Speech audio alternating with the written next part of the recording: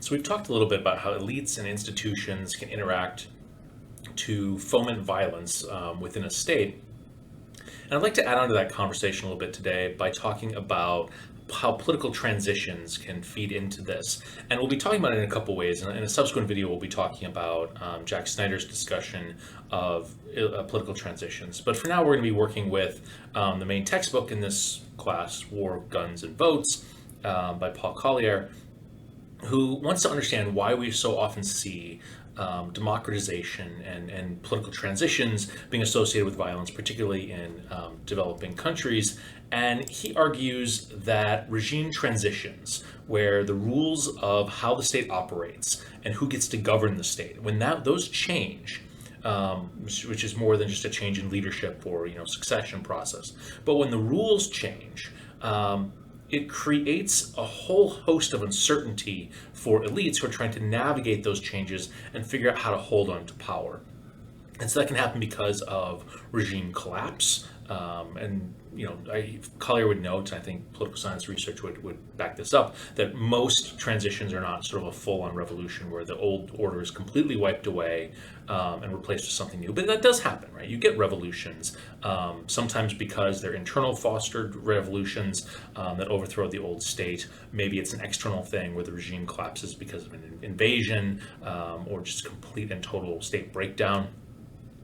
But more often it's through a process of reform, where there was an authoritarian regime who lost the support of key elements that helped stabilize that regime, and the elites were forced to create what's sometimes called a pacted transition, where the elites get together and say, okay, we're going to change how the state operates, we're going to have a new set of rules. Maybe those rules include elections, and we're going to rely upon democratic procedures to help us resolve our differences. But those rules are changing, and when those rules change, elites become very nervous because they don't necessarily understand how to navigate those rules. It becomes unclear who has power. If you're relying upon the population to help resolve political disputes amongst elites, do we understand how the population will even vote, particularly if democratic institutions and processes and structures are all very new? We don't really know.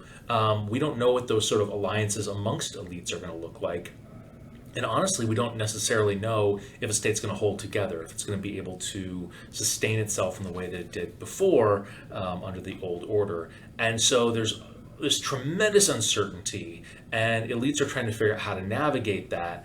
And Collier highlights a couple different strategies. I'm going to pull this up sort of full screen for you to talk through sort of what he thinks are the different decision options available to elites. And so one option, the option that I think most people who call for democratic reforms would maybe hope would be the option elites would choose, would be that elites would try to engage in good governance, that good governance and yielding good policy outcomes would lead to popular support, and therefore you would get an effectively governed state, and that would be rewarded by voters. But Collier notes that engaging in good governance doesn't actually guarantee that you will get reelected. And we'll talk a little bit about why that is, but it at least has the benefit of not, obviously producing violence, whereas other strategies might be more reliable as ways to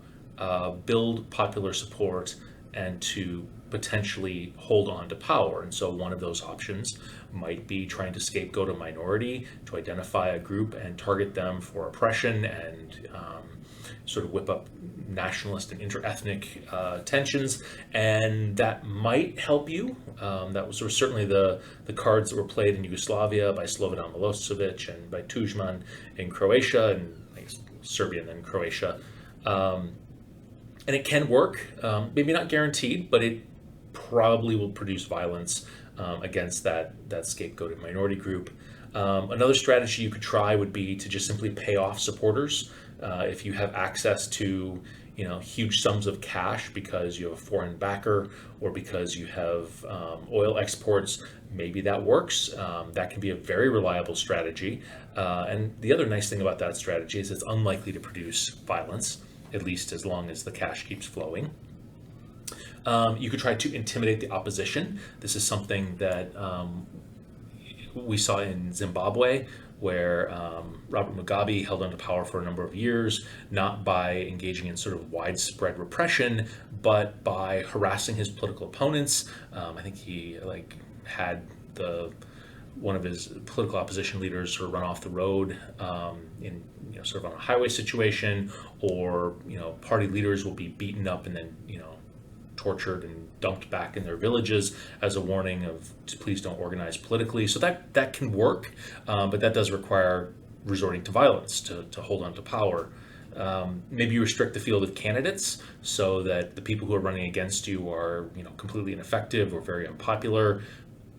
That may delegitimize any sort of elections. You might get protests, you might get demonstrations, you might get actual violence in response to trying to rig an election in that way. Likewise, you can just simply stuff the ballot box, which is a good way to ensure victory, but again, delegitimizes those elections and can have the effect of fostering violence or spiraling into violence. And so as elites are thinking about how to potentially hold onto power, a lot of the strategies that seem fairly reliable are strategies that result in violence one way or another. And I think that's it's certainly sad.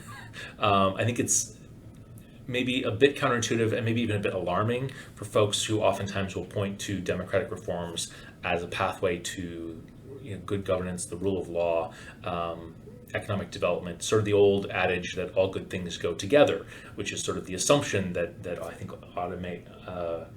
undermines a lot of Western thinking about political and economic development, that if we make these political reforms toward democratization, that you'll get good outcomes. When, in fact, for good governance to yield political support and to be rewarded, in the best of times, there needs to be a certain level of foundation laid for that to actually work, right? That people need to know, recognize, and understand that you're governing well. And in order for that to happen, there needs to be a population that's able to follow sort of what's happening broadly. So a literate population, you need to have a media that's able to call out genuine corruption and recognize sort of normal politics, to reward and celebrate good policy and to highlight bad policy.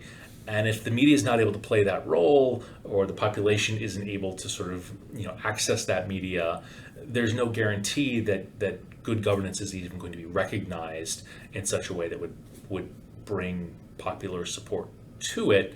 But even if you did govern well, and even if the population did recognize that, there's no guarantee that good governance yields long-term political power.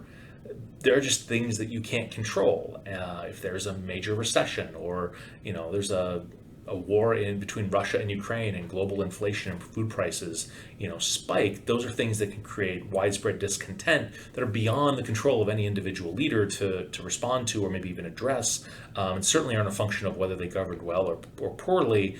And yet voters can retaliate against the political leadership when there's a crisis, or when there's a series of bad things that befall a state. And so Collier's sort of depressing argument is that there are strong incentives, particularly in new democracies, for leaders to choose strategies that yield violence rather than choosing strategies that yield good economic, social, and political outcomes.